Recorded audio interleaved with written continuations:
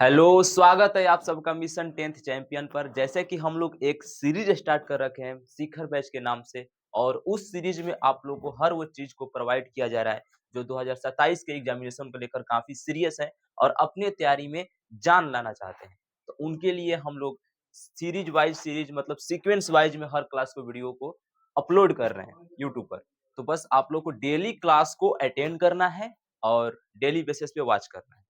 तो हमने इस सीरीज में फिजिक्स स्टार्ट किया है और ऑलरेडी हमने फिजिक्स को 6 पार्ट में खत्म करके यूट्यूब पे अपलोड कर दिया है। जो ये मेरा फर्स्ट लेक्चर को देख रहे हैं, वो पहले हमारे जो प्रीवियस लेक्चर हैं उनको जाके अटेंड कर लें, उसके बाद आके इस लेक्चर को देखना है। तो देर ना करते हुए आज हमारा ये लगभग प्रकाश का प्रवर्तन जो है चैप्टर 1 जो हमने स्टार्ट किया है फिजिक्स में, वो समाप्त होने वाला ही है, जिसमें हमने आवर्धन के मान को ये सिद्ध किया था और उसके बाद आज जो हम सिद्ध करने वाले हैं वो दर्पण के मान को सिद्ध करेंगे। तो चलिए देखते हैं। हमारा जो चैप्टर स्टार्ट हुआ है उसका नाम है प्रकाश का प्रवर्तन। प्रकाश का प्रवर्तन। प्रकाश का प्रवर्तन चैप्टर 1 है। चैप्टर 1 है। Chapter 1 reflection of light.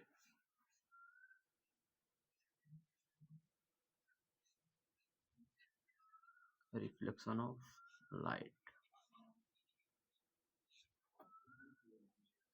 हमने पिछले लेक्चर में आवर्धन को सिद्ध किया था और आज हम दर्पण के मानों को सिद्ध करने वाले हैं। ओके, बढ़िया से देखते रहिए।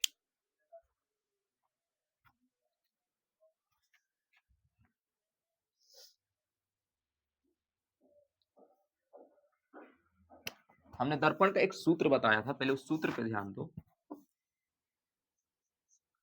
1/v प्लस 1/u बराबर 1/f। यहाँ पर जो v है वो प्रतिबिंब की दूरी को दर्शाता है। प्रतिबिंब की दूरी को दर्शाता है। प्रतिबिंब की दूरी। u जो है यह वस्तु की दूरी को दर्शाता है। वस्तु की दूरी। f फोकस दूरी को दर्शाता है। फोकस दूरी को दर्शाता है। ये हमने कवर कर रखा है, देख सकते हो आप लोग।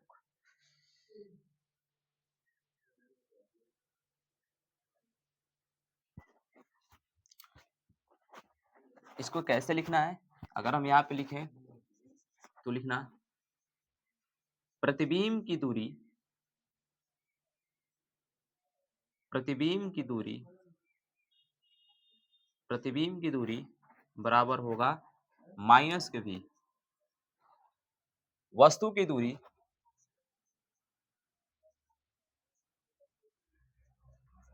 राइट कट गया, बैड लक। Hello hello. तो कुछ बीच में वीडियो प्रॉब्लम हो गई थी, हम अपने क्लास को कंटिन्यू करते हैं। हमने बताया यहाँ पे प्रतिबिंब की दूरी माइनस का v, वस्तु की दूरी जो होगा यहाँ पे माइनस का u होगा। वस्तु की दूरी माइनस का u।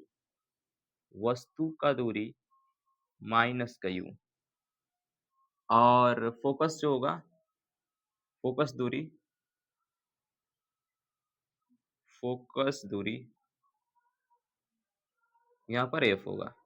यहाँ पर हमने माइनस क्यों लगाया है? क्योंकि ध्रुव के ऊपर जितने भी दूरियां होती है, ध्रुव के नीचे और ऊपर, ध्रुव के ऊपर जितनी भी दूरियां होती हैं वो धनात्मक में होती है। ध्रुव के नीचे जितनी भी दूरियां होती हैं वो ऋणात्मक में होती है। अब धीरे धीरे हम आगे बढ़ते हैं बढ़िया से। तो सबसे पहले आप लोग को दर्पण बनाना होगा। एक दर्पण का चित्र बनाना होगा आप सबको। तो दर्पण का आप लोग चित्र बनाएं।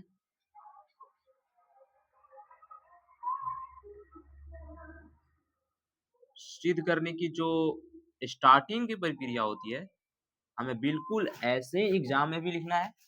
तब दर्पण के चित्र बना के धीरे धीरे एकदम सीक्वेंस वाइज में चीजों को लिखते हुए चलना।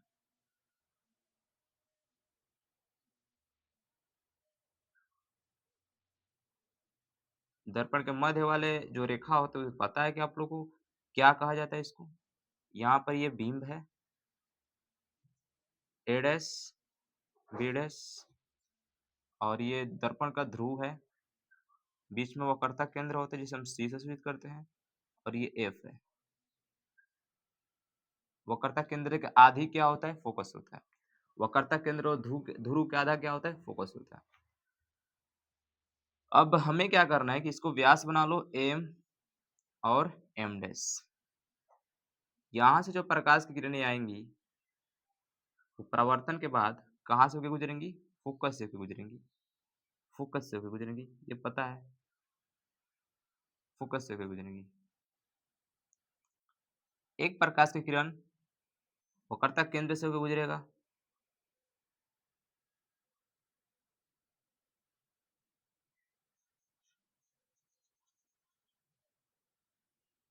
और इसका जो समतल लंब बनेगा कुछ इस प्रकार से बनेगा, कुछ इस प्रकार से बनेगा।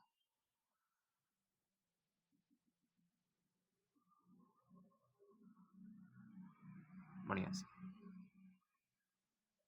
आप लोग चित्रों को बढ़िया से पहले देखो।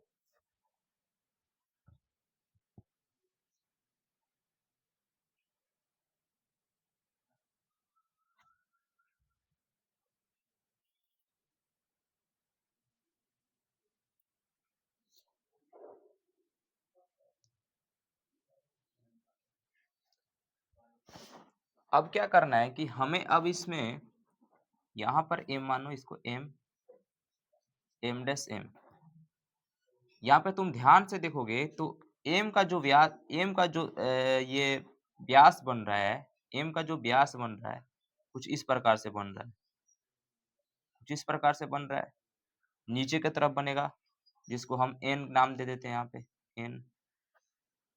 अब यहाँ पे देखना, जो प्रकाश की किरण फोकस से होकर गुजर रही है और एक प्रकाश की किरण वक्रता केंद्र से होकर गुजर रही है, तो इसका जो प्रतिबिंब बनेगा वो यहाँ पे बनेगा। तो इस प्रतिबिंब को नाम दे दो ए डैश, ए बी नाम दे दो, ए बी, सबसे बढ़िया ए बी। यहां तक समझे? अब पूरे चित्र में तुम्हें नजर आएगा, तुम्हें क्या फाइंड करना है? पूरे इस दर्पण के चित्र में तुम्हें फाइंड करना है त्रिभुज को। इसमें त्रिभुज कौन कौन बन रहा है, इसमें त्रिभुज कौन कौन बन सकता है? तो तुम ध्यान से देखना यहाँ पे कि यहां से देखोगे तो एक त्रिभुज बन रहा है, इस त्रिभुज का नाम दे सकते हो एम डैश एन एफ, ये एक त्रिभुज बन रहा है। जो त्रिभुज बनेगा उसको तुम कलर कर सकते हो बिल्कुल इस तरह से।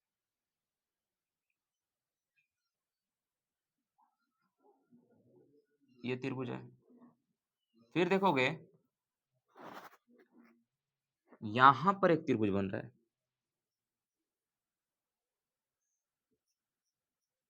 बिल्कुल यहाँ पे एक त्रिभुज बन रहा है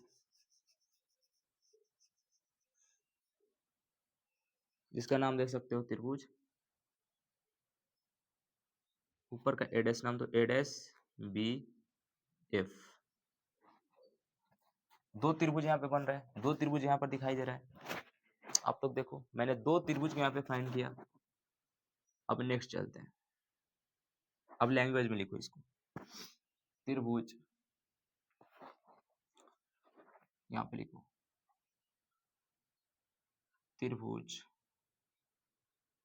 एम एन एफ और त्रिभुज ए डैश बी एफ में, ए डैश बी एफ में। इसको ऐसे देखो, पहले इतना समझो, सेकेंड में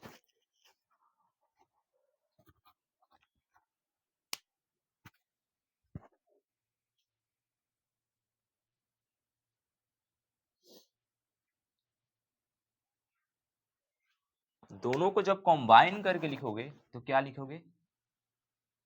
ए डैश बी एफ, ए डैश बी बटा में ए डैश बी बटा में एन एफ। दोनों को जब कंबाइन करके लिखोगे तो कुछ ऐसे लिखोगे ए डैश बी बटा में ए डैश बी बटा में एन एफ, फिर ए डैश एफ, यहाँ पे एम एन लिखना, एम एन नीचे एन एफ,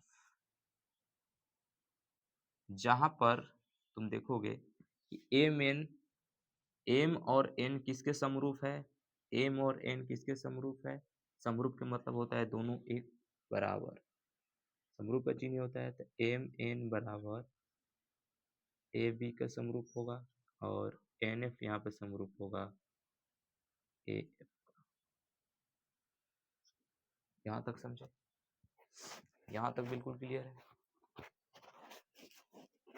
तो ये तो त्रिभुज वन था, ये जो हमने फाइंड किया ये त्रिभुज वन है। त्रिभुज और बन रहा है यहाँ पे, देखो ध्यान से कि एक त्रिभुज यहाँ पे बन रहा है। केस नंबर 1 में हमें 2 त्रिभुज प्राप्त हुए, केस नंबर 2 में देखो त्रिभुज कितना प्राप्त होता है, इसको कलर करो।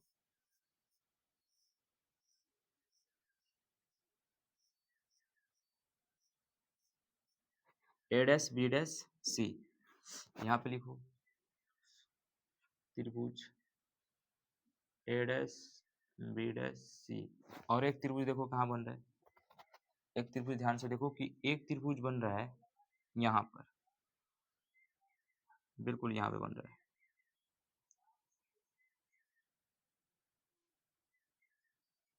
इसका नाम दे दो ए डैश बी डैश सी।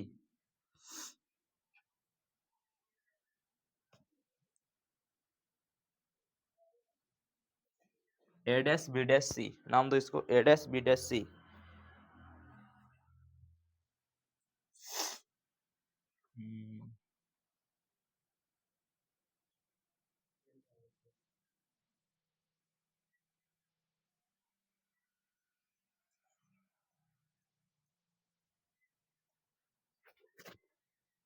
ए डैश बी डैश सी नाम दे दो इसको भी, बीच में वीडियो कट गया।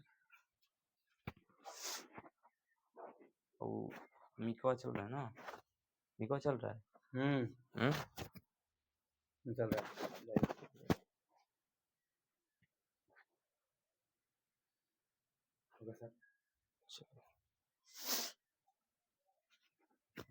अब इसको कंबाइन करके लिखो, कैसे लिखना है, लैंग्वेज में लिखना है त्रिभुज, त्रिभुज ए डैश बी डैश सी और त्रिभुज ए डैश बी डैश सी में इसको कुछ नाम अलग दो। लिख रहा है ना, साइड रहिए।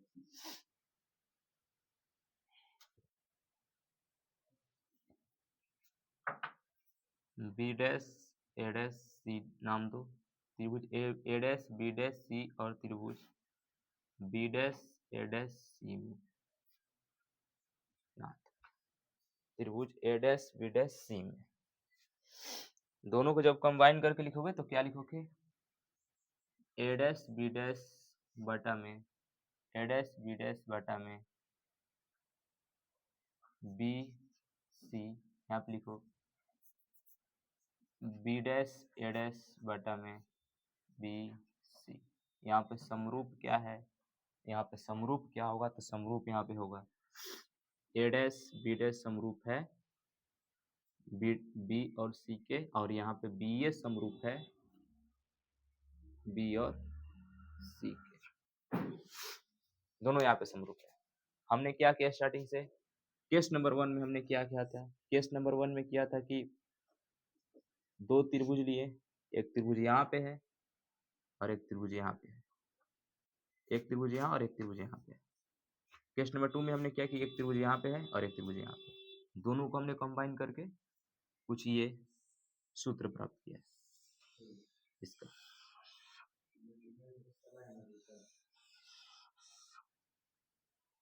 यहाँ पे देख सकते हो आप,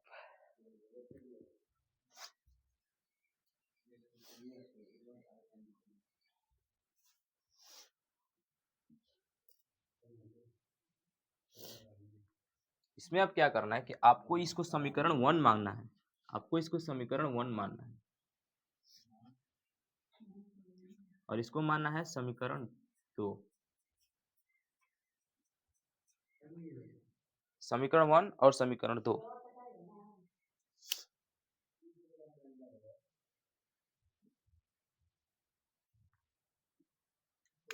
समीकरण 1 समीकरण 2 मानोगे और यहाँ पे लिखो समीकरण 1 समीकरण 2 को एक साथ रखने पे लिखो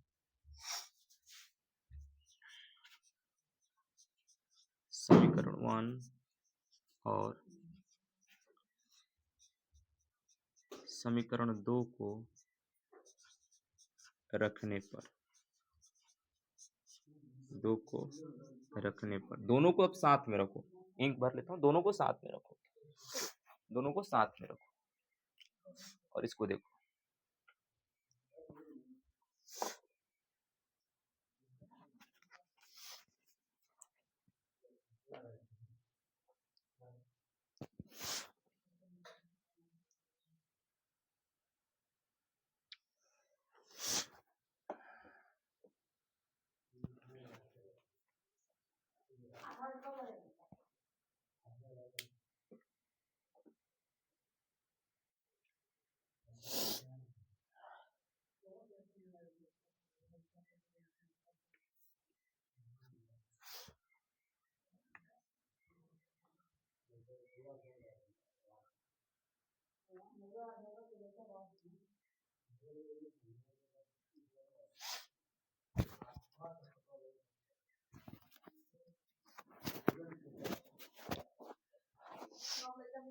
अब आगे देखिए, हमने इसमें क्या किया है कि दो समीकरण को माना है। नेक्स्ट देखो, अब इसमें क्या करना है कि तुम्हें पता होना चाहिए कि जो ये ध्रुव होता है, ध्रुव की आधी फोकस दूरी होती है, मतलब कि वक्रता केंद्र और ध्रुव के जो बीच वाला होता है वो फोकस होता है। क्या होता है? फोकस होता है।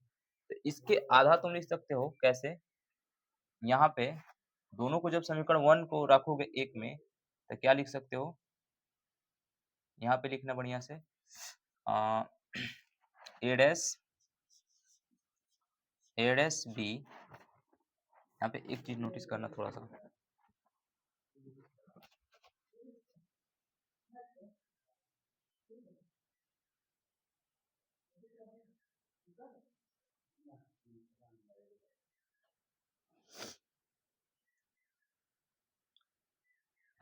हमें कर समीकरण को जो यहाँ पर माना है वो थोड़ा सा गलती है।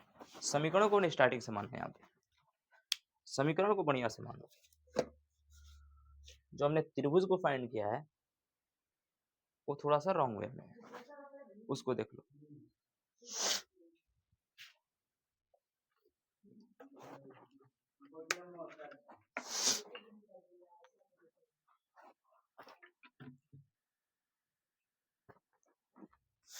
यहाँ से जो हमने समीकरण, यहाँ पे देखना थोड़ा सा मिस्टेक हुआ बस।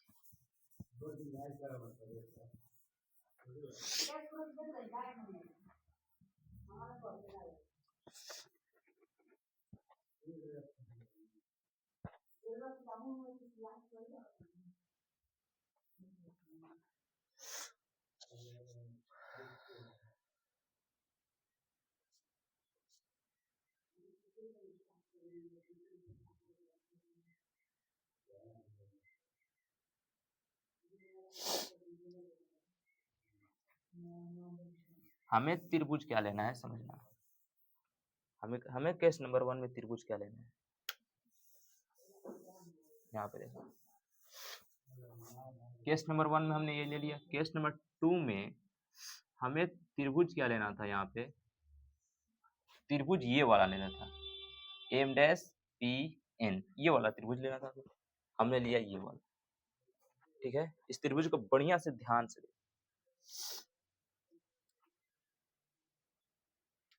त्रिभुज होगा इसमें हमको त्रिभुज ए पी बी और त्रिभुज ए पी डैश और बी डैश, ये त्रिभुज होगा। ए पी डैश और बी डैश, ये त्रिभुज होगा। ए डैश और पी और बी डैश। अब इसको क्या करना है, लिखना है समीकरण, देखो त्रिभुज ए पी बी और त्रिभुज ए डैश पी बी में, ये है समीकरण 1 और इसको तुम्हें समीकरण 2 मानना है, समीकरण 2 मानना है। अब समीकरण 1 समीकरण 2 को साथ में रखोगे, समीकरण 1 समीकरण 2 को अब साथ में रखोगे। तो समीकरण 1 समीकरण 2 को जब साथ में रखोगे तो क्या प्राप्त होगा, बी डैश एफ बटा में, समीकरण 1 समीकरण 2 को साथ में रखते क्या, बी डैश एफ बटा में पी एफ बराबर पीबी डैश बटा में पीबी। ये कुछ हमें देखने को मिलेगा एंगल पीबी। दोनों को आगे बढ़ाओगे तो क्या होगा, बी डैश एफ बराबर पीबी पीबी माइनस के पीएफ होगा, क्योंकि हमने बताया था कि जो फोकस दूरी होता है वक्रता केंद्र और ध्रुव के आधा होगा, उसके हिसाब से बटा में क्या होने वाला है, बटा में क्या होगा, यहाँ पे बटा में होगा, बटा में कुछ नहीं रखो, आगे लिखो पीबी डैश माइनस के पीएफ बटा में पीएफ बराबर पीबी डैश बटा में पीबी। ये कुछ प्राप्त होगा। हमने इसका यहाँ पे डेरिवेशन किया, आप लोग देख लेना बढ़िया से, कि हमने बी डैश एफ बटा में P F, B dash F बटा में पी एफ, यहाँ पर ए डैश बी डैश मान लेना, बी डैश बटा में पी एफ बटा में पी एफ कहाँ है, पी और एफ, मतलब कि इसका आधा ये है, इसीलिए हमने यहाँ पे पी एफ लिखा है। उसके बाद पी बी लिखा है, पी और बी बटा में पी बी, ये वाला बी एफ बराबर क्या है, बी एफ किसके बराबर है, पी बी के बराबर है, और पीबी आधा है पीएफ का, ये है। फिर पीबी माइनस पीएफ हमने किया है तो हमें प्राप्त हुआ है पीएफ, पीबी माइनस पीएफ किया तो पीबी बटा में पीबी प्राप्त हुआ है, बटा में पीएफ को भाग दिया है।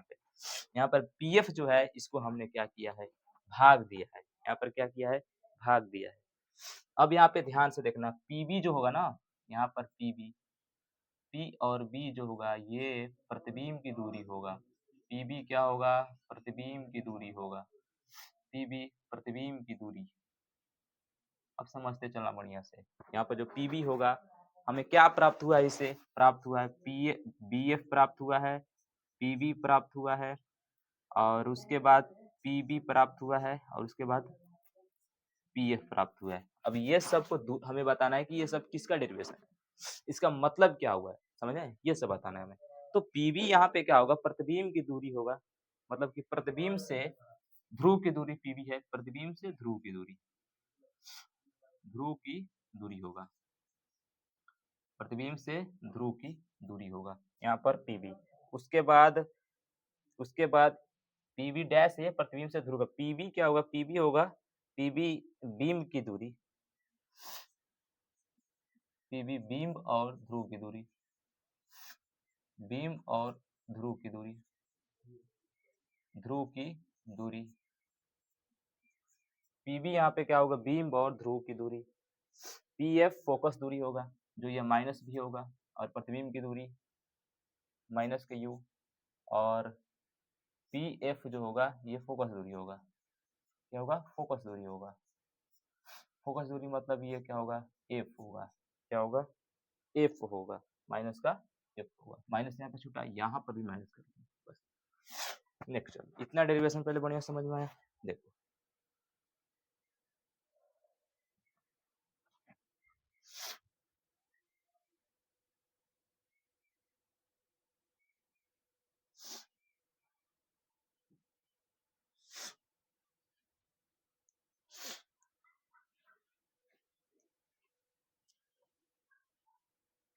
अब आगे क्या करना है, यहाँ पे देखना, नेक्स्ट क्या कर सकते हैं, नेक्स्ट करो। अब कैलकुलेशन है थोड़ा सा बस, नेक्स्ट है कि माइनस का भी बराबर होगा माइनस का एफ बटा में, माइनस का भी बराबर होगा, अब नेक्स्ट कैलकुलेशन में देखते हो ध्यान से, बटा में होगा माइनस का एफ बराबर माइनस का यू बटा में भी।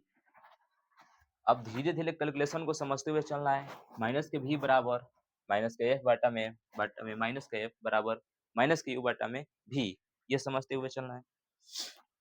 इसको लिखो कैसे, बराबर लिख लो, माइनस के भी plus F, minus minus plus होगा बटा में माइनस के एफ बराबर माइनस के यू बटा में भी, इसको लिख सकते हो ऐसे, बिल्कुल ऐसा, बिल्कुल ऐसे लिख सकते हो,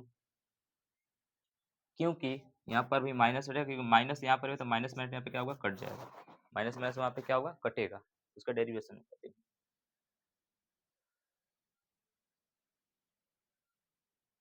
अच्छा, तुम तिरछा तिरछी अगर गुणा करो तो माइनस के भी प्लस एफ, माइनस के भी एफ बराबर माइनस का एफ यू, ये बचेगा माइनस का, हमने क्रॉस मल्टीप्लाई किया यहाँ पे, हमने क्या किया है, क्रॉस मल्टीप्लाई किया है, क्रॉस मल्टीप्लाई, माइनस का यू एफ, माइनस के भी लिखना, माइनस का भी प्लस एफ, काम करो डायरेक्ट तुम इसमें ना यू भी एफ में भाग दो, डायरेक्ट इसमें यू एफ में भी में भाग दो, पूरे समीकरण में लिखो, पूरे समीकरण में, पूरे समीकरण में यू भी एफ से भाग देने पर, भाग देने पर, पूरे समीकरण में यू एफ भी से हमने क्या किया, भाग दिया, पूरे समीकरण में यू एफ भी से भाग दिया, तो क्या बचेगा, बचेगा कि माइनस का यू भी बटा में यू वी एफ प्लस में, उसके बाद माइनस का यू भी है, उसके बाद यू एफ, यू एफ है तो इसमें क्या बचेगा, यू भी एफ, उसके बाद क्या होगा, बराबर होगा वी एफ है बटा में क्या होगा, यू वी एफ। अब जब इसको दोनों को डेरिवेशन करोगे तो क्या होगा, एक बटा में एफ आएगा प्लस एक बटा में यहाँ से आएगा यू बराबर एक बटा में भी, दोनों को बढ़िया से लिखो, एक बटा में भी प्लस एक बटा में यू बराबर एक बटा में एफ, और ये जाके तुमको क्या होगा, प्रूव्ड होगा, ये जाके क्या होगा तुम्हारा, प्रूव्ड होगा, प्रूव्ड होगा। तो इतना कुछ डेरिवेशन करने के बाद हमें ये प्राप्त हुआ है, तो ये जो है यहाँ पर हमने इसको क्या किया है, सिद्ध किया है बढ़िया से। आप लोग फिर इसको समझ में नहीं आया होगा जिसको, वो बढ़िया से देखना कैसे क्या हुआ है, हमने इसमें कौन से त्रिभुज माना है, उसको अच्छे से देखते हुए चलना। और आज से जो तुम्हारा पहला चैप्टर है वो समाप्त हो रहा है, और कल से तुम लोग का प्रकाश का अपवर्तन स्टार्ट होगा, सेकंड चैप्टर, और उसको बढ़िया से समझते हुए चलेंगे, ठीक है। तो बस मेहनत करते चलना है, और मेहनत में जान लो, क्योंकि होता है कि, बता देता हूँ कि जैसे सपने सबके टूटते हैं, सपने जो होते हैं सबके टूटते हैं, बस हमें क्या होना चाहिए कि एक डायरेक्शन में चलना चाहिए, और वैसी डायरेक्शन जिसमें हमारी मंजिल फिक्स हो, जिसमें हमारे टारगेट क्या हो, फिक्स हो। तो बस आप लगातार मेहनत करते रहो, और एक दिन आप वहां पहुंच जाओगे जहां पर आप सोच रहे हो। सो थैंक यू, क्लास यहीं पर खत्म हो रहा है, आगे ऑफलाइन को देखते हैं।